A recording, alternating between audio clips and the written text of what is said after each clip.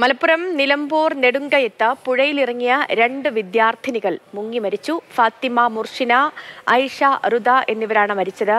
അരുൺ അമർനാഥ് ചേരുന്നു. അരുൺ, അത്യന്തം വേദനാജനകമായ വാർത്ത തന്നെയാണ് പുറത്തുവരുന്നത്. ഈ സംഭവം എപ്പോഴായിരുന്നു? എന്തൊക്കെയാണ് വിവരങ്ങൾ? സേതു, ഇന്ന് വൈകിട്ട് 6 മണിയോടുകൂടിയാണ് ഈ ദാരുണമായ സംഭവം.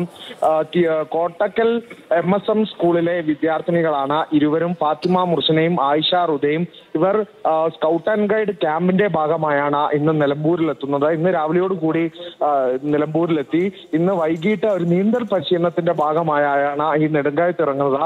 അവിടെ വെച്ചാണ് ഈ സംഭവം ഉണ്ടാകുന്നത്.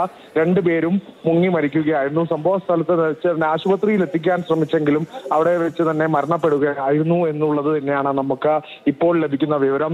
ഇപ്പോൾ മലപ്പുറം ജില്ലയിൽ ഈ മുങ്ങിമരണങ്ങൾ തുടർക്കഥയാകുന്ന ഒരു സ്ഥിതിവിശേഷമുണ്ട്. കഴിഞ്ഞ വർഷം മാത്രം 67 മരണങ്ങളാണ് സംഭവിച്ചത്.